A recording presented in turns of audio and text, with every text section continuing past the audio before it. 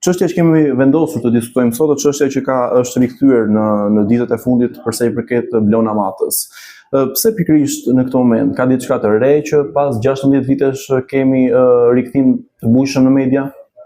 Së pari ju falenderoj shumë për ftesën. Kjo është një çështje shumë sensitive, pra duke filluar nga viti 2010, në momentin që Blona ka humbur gjurmët dhe kjo bë shumë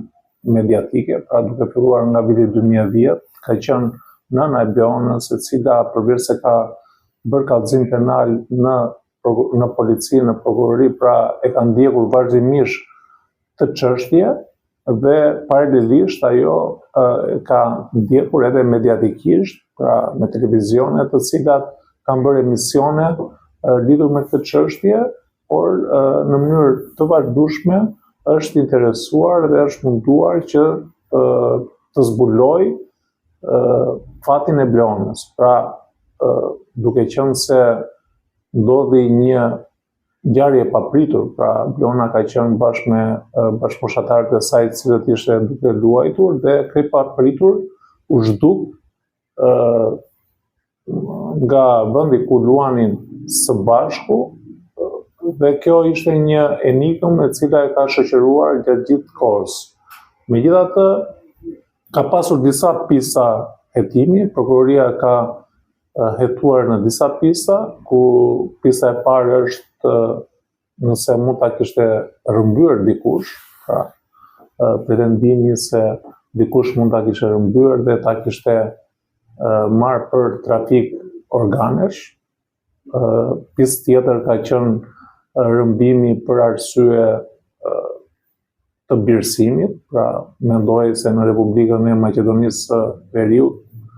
familje të cilat nuk kanë fëmijë mundet që ta kishte birësuar, ta kishte blerë nga rrëmbyesit dhe ta kishte birësuar. Një pistë tjetër është ajo e marrjes nga ana e babait, dhe pistë e fundit është dyshoj edhe nëna e Blonës, që ajo mund kishte bashkëpunuar me rrëmbyesin, sepse dyshoj se mundet të kishte edhe ndonjë lidhje jashtëmartësore me dikë, dhe në këto kushte mund kishte sajuar të rrëmbim. Megjithatë, prokuroria e ka arkivuar këtë çështje pa autor, natyrisht që është detyra e prokurorisë që të drejtojë hetimet në gjitha planet, në gjitha dimensionet.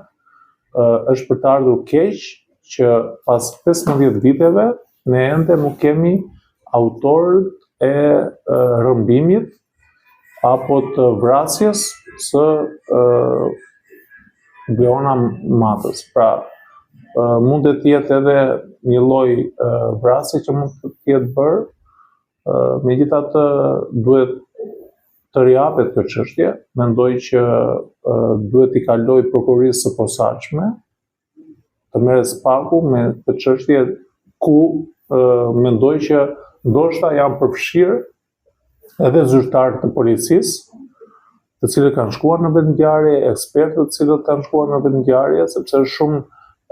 shumë e rëndësishme momenti kur policia shkon menjëherë pas një denoncimi apo pas një kallëzimi. Dhe është momenti i parë ku në vendi ku ka ndodhur ngjarja, merren provat, duke filluar nga gjurmët, të cilat janë shumë të rëndësishme, kush ka kaluar aty nëse ka kamera, po në atë zonë atëherë nuk e besoj që të ketë pasur kamera, duke marrë qelizat e telefonit të familjarëve të Blonës apo të personave të tjerë që kanë qenë në atë ambient, merren të dhënat nga sistemi Teams, pra janë një sër veprimesh hetimore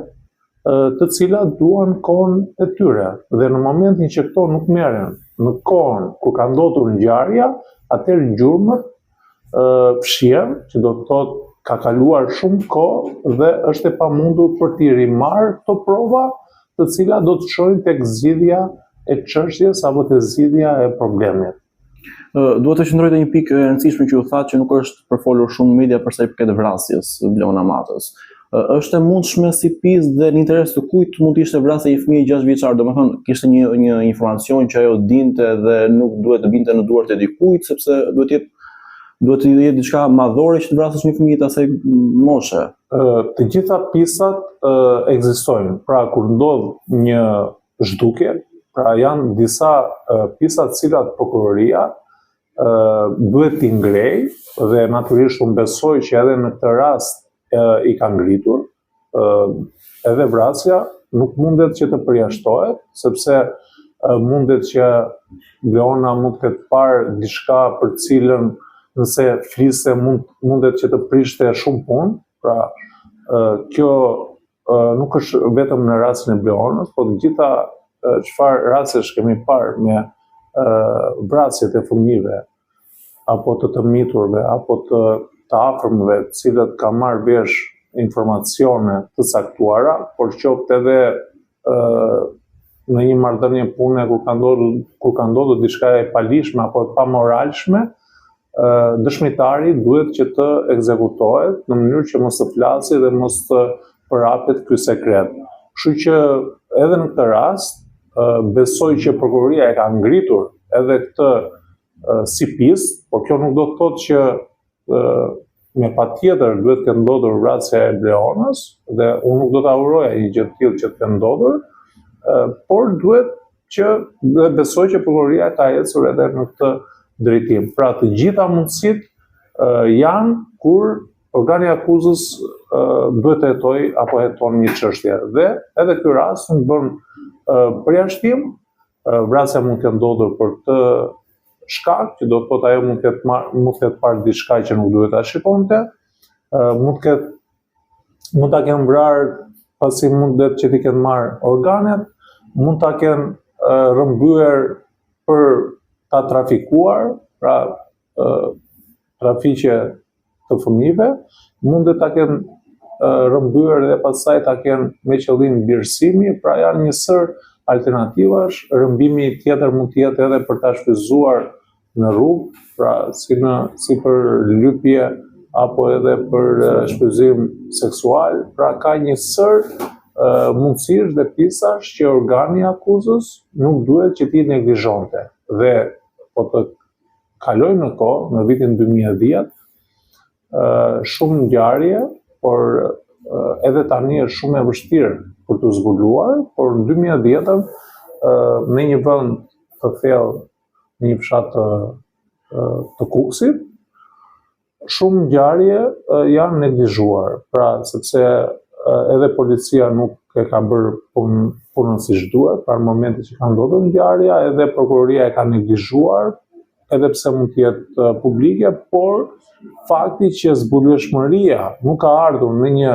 fakt të tillë, nuk ka ardhur edhe pas kaq viteve, mendoj që duhet ketë dikush nga familja ose dikush shumë i afërt mundet këtë bashkëpunuar që ajo të jetë zhdukur. Por i takon akuzës që ta vërtetojë dhe ta provojë pak të pjesa e familjes.